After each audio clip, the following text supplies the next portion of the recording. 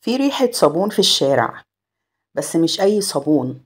ريحة صابون نضيفة أوي أوي أوي، بس وراها قصة مش نضيفة خالص خالص.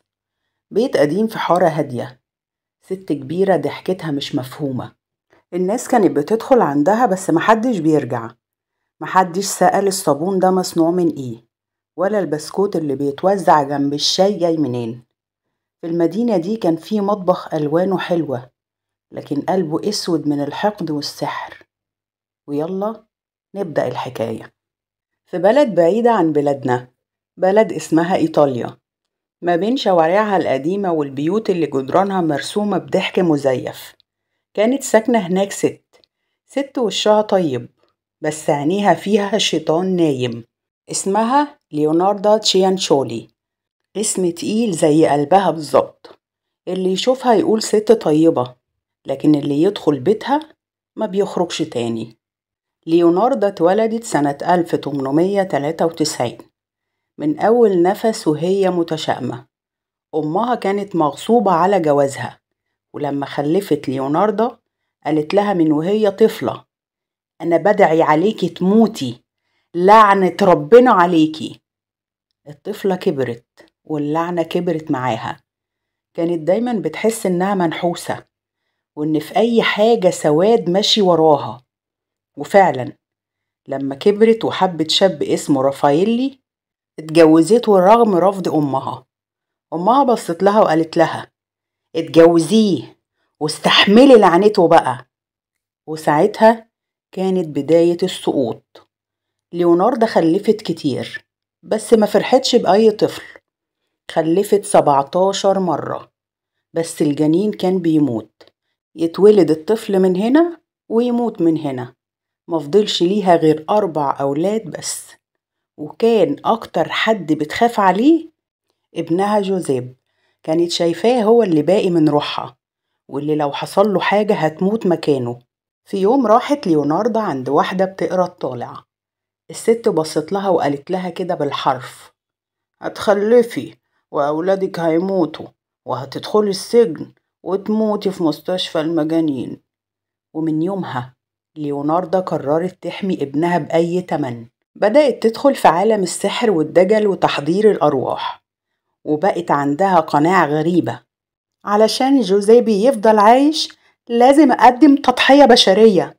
في الأربعينيات ليوناردا بقت مشهورة في المنطقة إنها ست طيبة وبتساعد الناس. جات لها واحدة اسمها فاوستا، ست عجوزة ومكسورة وبتدور على الأمان. ليوناردا قالت لها: أنا لاقيالك عريس في مدينة تانية، حضري نفسك وهتمشي بكرة. فاوستا فرحت، دخلت بيت ليوناردا عشان تودعها، وشربت النبيت معاها. وفاوستا نامت، وهنا قامت ليوناردا ماسكة فاس وضربتها على دماغها، وبدأت تقطع جسمها حتة حتة، وغلتها في حلة كبيرة جدا، وطلعت كل الدهون اللي على الوش، وعملت منها صابون. والدم خلطته بالدقيق وعملت منه بسكوت، وكانت بتوزعه على الجيران وهم بيقولوا: واو، ايه الطعم العجيب ده. وما اكتفتش بكده، قالت: تضحية واحدة مش كفاية، أنا عايزة 3. التانية كانت اسمها فرانشيسكا، عندها مشاكل.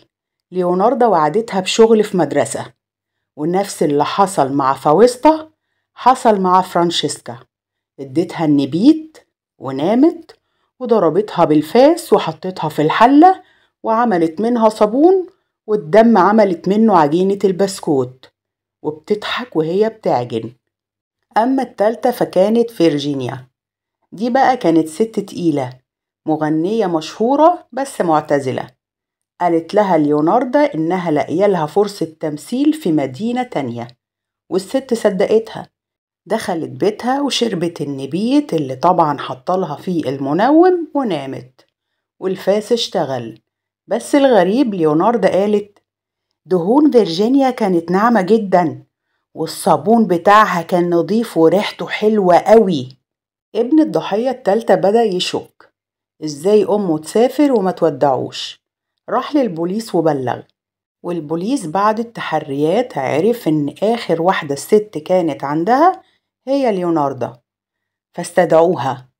ليوناردا قالت لهم بكل برود: أيوة، أنا قتلتها وعملت منها صابون. البوليس استدعى ابنها كمان. الولد كان نفسه يهرب من ظل أمه، بس لما البوليس بدأ يحقق، ليوناردا خافت عليه واعترفت بكل حاجة علشان تحميه. البوليس شك إن الولد عارف حاجة، بس هي ما ادتهمش فرصة وقالت لهم: أنا اللي قتلت وقطعت وغليت وعجنت وغسلت وعملت منهم صابون، أنا المسؤولة عن كل حاجة. وغالبا ابنها ما كانش يعرف التفاصيل. في المحكمة الناس كانت مذهولة من اعترافاتها، وقالت للنيابة: ما كنتش بقتل، كنت بحمي ابني، والصابون كان نظيف جدا، وأنا كنت مضيفة محترمة. اتحكم عليها ب30 سنة سجن و3 سنين في مستشفى الأمراض العقلية. ليوناردا لحد آخر نفس كانت شايفة إنها بطلة مش قاتلة، كانت شايفة إنها أم بتحمي ابنها حتى لو بدم البشر. في السجن ليوناردا كتبت مذكرات بعنوان اعترافات نفسية لامرأة سليمة العقل، وفيها شرحت وصفات صنع الصابون من الدهون البشرية. والأبشع، قالت إنها كانت بتحس براحة نفسية وهي بتقلب في الحلة وبتقلب الجثث. كانوا بيتحولوا من بشر مشوشين لصابون نضيف، حاجة مفيدة. كانت شايفة نفسها بتنظف العالم. البيت اللي حصلت فيه الجرائم بقى مزاد للناس اللي بتحب الرعب، والحلل اللي غلت فيها الجثث اتعرضت في متحف الجريمة في روما، ولسه موجودة لحد النهاردة. لحد يومنا ده الناس مش قادرة تقرر هل كانت ست مجنونة فعلا ومؤمنة بالسحر والعفاريت، ولا كانت شيطانة في شكل بشر بتستمتع بالرعب والدم. في المحكمة الدكاترة النفسيين قالوا إنها عندها اضطراب فصامي وتوهان في الواقع، لكنها واعية، يعني مش مجنونة بنسبة تخليها ما تتحسبش. كانت عارفة هي بتعمل إيه، وأشهر جملة قالتها: الناس كانوا دايما بيسألوني إزاي الصابون ريحته حلوة كده، ما يعرفوش إن السر في الدهن البشري، أنضف من أي نوع تاني. آخر حاجة ليوناردا كانت دايما بتقولها: أنا عملت اللي عليا، كان لازم أعمل كده، أنا أم، ومفيش حد يعرف يعني إيه الخوف على ابن غير أم اتلعنت.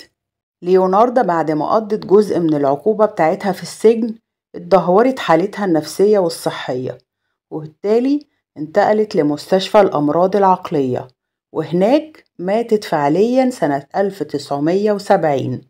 وكانت النهاية، ماتت ليوناردا واتقفلت الحكاية على الورق، بس ريحة الصابون لسه في الهوا.